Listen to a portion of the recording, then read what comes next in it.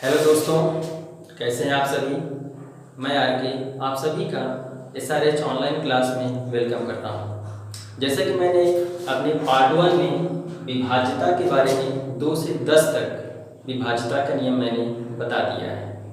अब ये विभाज्यता का पार्ट 2 है। इसमें मैं आपको 11 से 20 तक विभाज्यता के सारे नियम बताऊँगा। यदि आपने पुराने वीडियो नहीं देखा है तो हमारे डिस्क्रिप्शन बॉक्स में जाकर के उसका लिंक पड़ा हुआ है, आप उसको जरूर देख लें।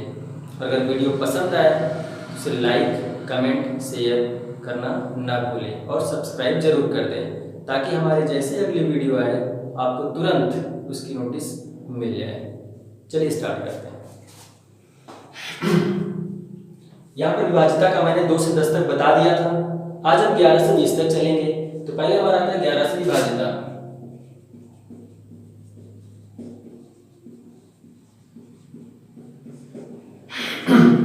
11 से विभाज्यता का नियम क्या है? 11 से विभाज्यता का नियम यह है कि यदि कोई भी संख्या दी गई है, उस संख्या में जितने भी सम स्थानों पर अंक लिखे हैं उनको आप जोड़ लीजिए और जितने विषम स्थानों पर अंक लिखे हैं उनको जोड़ लीजिए। अगर इन दोनों का योगफल बराबर हो जाए या फिर इनका जो योगफल आया है उसको घटाने पर 0 हो जाए, भाई बात तो वही हुई ना। अगर जब बराबर होगा तो घटाने पर 0 हो जाएगा, तो जान लीजिएगा कि वो संख्या 11 से पूरी विभाज्य हो जाएगी। चलिए हम यहाँ पर थोड़ा सा लिख देते हैं। यानी कि सम स्थानों के अंकों का योग बराबर विषम स्थानों के अंकों का योग। ठीक, क्लियर हो गया। अब यहां पर उदाहरण लेते हैं, एग्जांपल लेते हैं। जैसे यहां पर एक एग्जांपल है,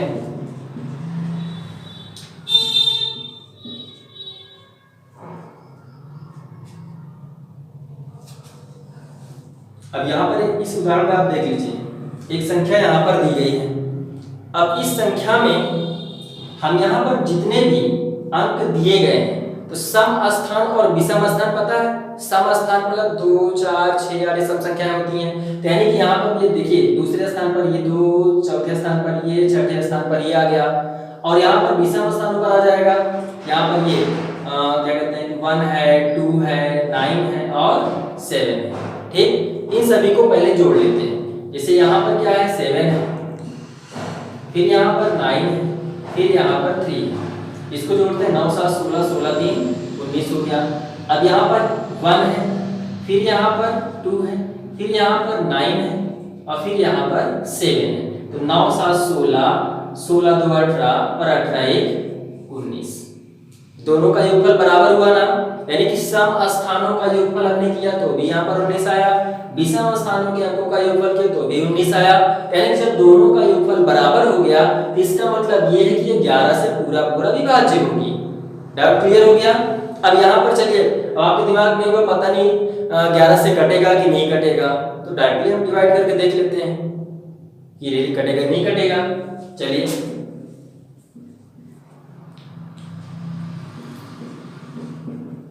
11 11 कम 11, 11 5 55, 12 में से 5 के 7 आएगा, 9 यहाँ पे लेंगे, 11 7 77, 2 बचा, फिर से 9 लेंगे, 11 दूनी 22, 7 बचा, फिर 11 6 के 66, 13 में 6 के 7, फिर 11 7 77, कट गया ना।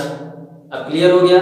इस तरीके से आप कोई भी संख्या ले लीजिए, जो भी 11 से डिवाइड होगी उसमें सम स्थानों का योगफल और विषम स्थानों का योगफल दोनों पक्का बराबर होंगे, और अगर बराबर नहीं है तो 11 से डिविजिबल नहीं होगा, ये आप जान लीजिए।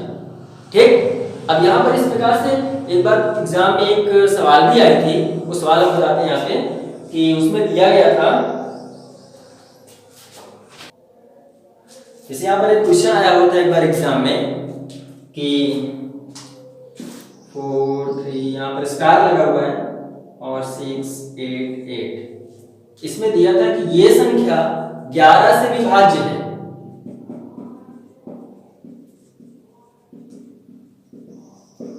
तो स्टार के स्थान पर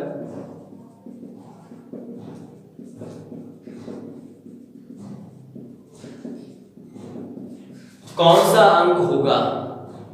अब यहां पर इसको कैसे निकालेंगे, तो यहां पर इसी डिविजिबिलिटी के नियम का ही उपयोग किया गया है।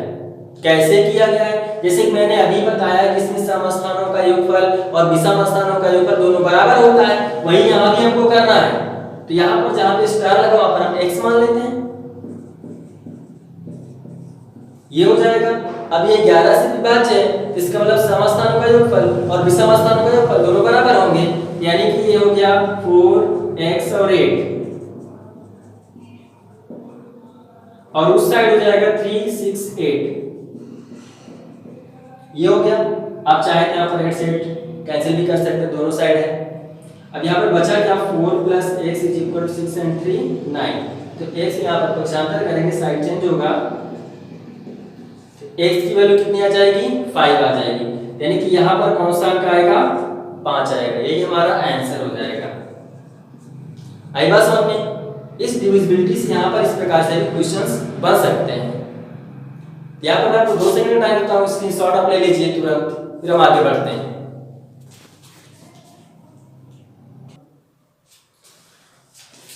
आपने स्क्रीनशॉट ले लिया, इसको हम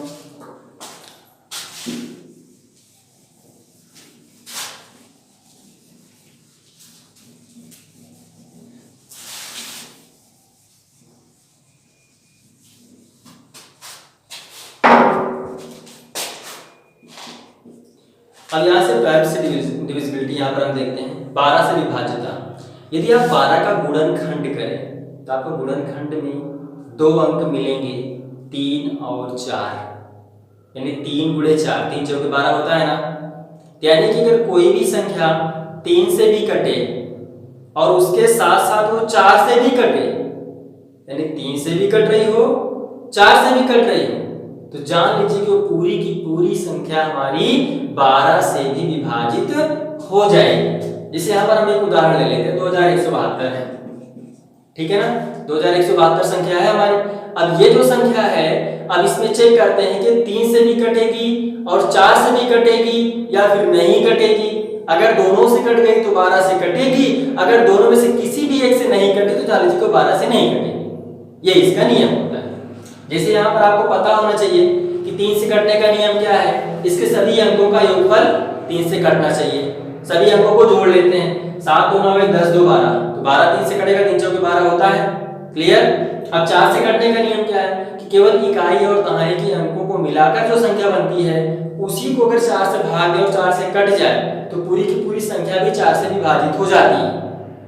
ये 4 से कटने का नियम हो गया। तो यहाँ पर 72 है, 18 × 4 = 72 होता है, यानी 4 से कटेगा, यानी कि ये संख्या 3 से भी कट गई और 4 से भी कट गई, 3 से भी कट गई और 4 से भी कट गई, ये पूरी की पूरी संख्या 12 से विभाज्य हो जाएगी। यहाँ पर थोड़ा सा लिख देते हैं।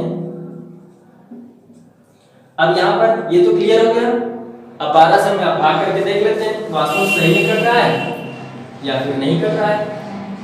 12 दूनी 24 ज्यादा, 12 एकम 12, 12 8 96, फिर 12 एकम कट गया। क्लियर हो गया। चलिए अब यहाँ पर हम नेक्स्ट करते हैं 13 से विभाज्यता।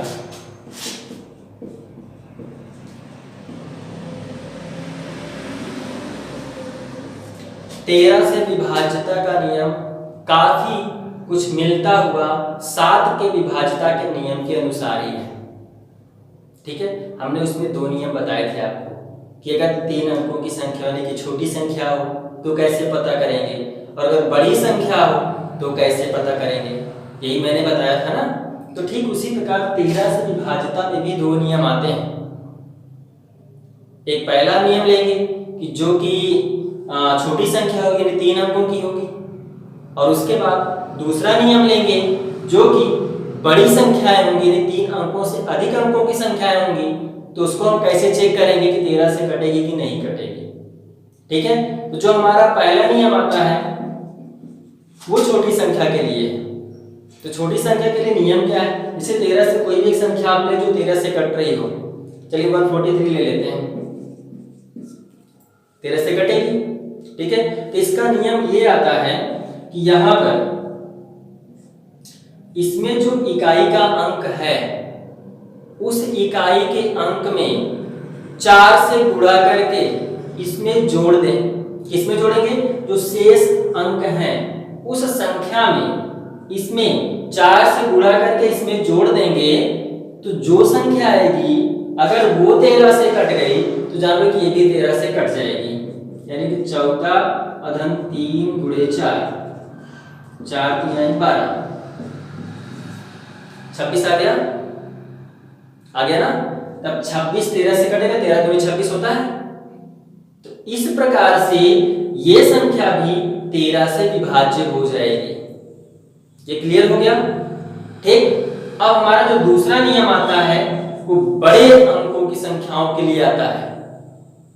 जब बड़े अंकों की संख्याएं आएंगी तब यहां पर हम कैसे जानेंगे कि ये 13 से कट रहा है कि नहीं कट रहा है।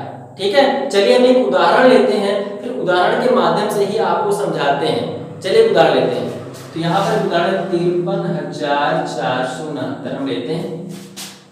ठीक है, अब इसमें जो है चेक करते हैं। तो कैसे चेक करेंगे, इसका नियम क्या है, इसका नियम ये है कि इसमें अंतिम 3 अंकों से बनी संख्या और जो बाकी अंक बचे हैं उनसे बनी संख्याओं का अंतर यदि 13 से कट जाए तो जान लीजिए कि ये पूरी संख्या भी 13 से विभाजित हो जाएगी। यही इसका नियम है। यानी कि 469 आया ना, और बाकी क्या बचा, 53 बचा। माइनस कर देते हैं, 9 में 3 गए 6 में 5 गए 416। अब 416, अब यहाँ पर 3 अंक आ गया ना, जब 3 अंक आ गया तो इसका नियम लगा दो और छोटा हो जाएगा। और नहीं तो अगर आप चाहें तो डायरेक्टली 13 से भाग देकर इसको चेक कर सकते हैं कि 13 से कटने वाला है कि नहीं कट। चलिए हम छोटा करके देख लेते हैं। 41, और यहाँ पर हमने बताया 4 से गुणा करके 6 चौके 24, 4 1 5 4 2 6, 13 बचे 65। सबको पता है, तो हमें पता चल गया ना कि 13 से कटेगा। ये हमारा है 13 से विभाज्यता का नियम। ठीक, हमारा अगला आता है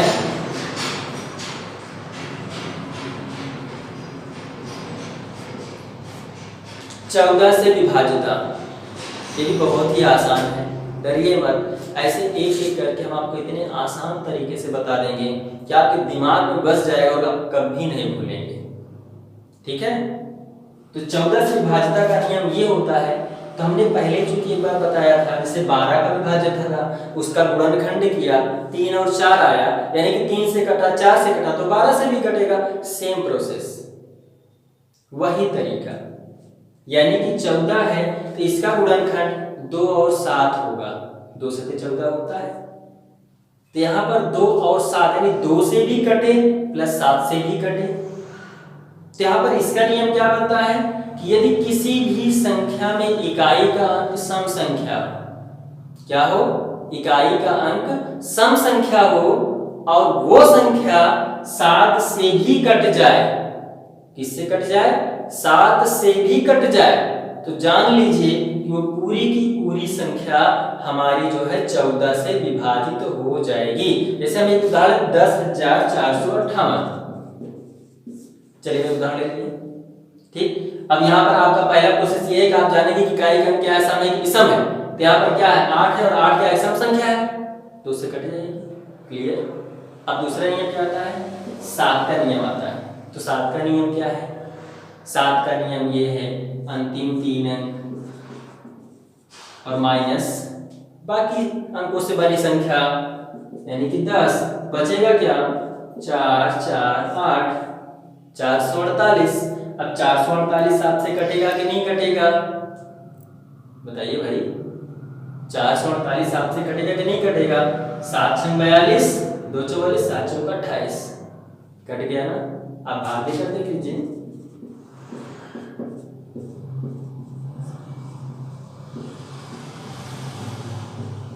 कट गया।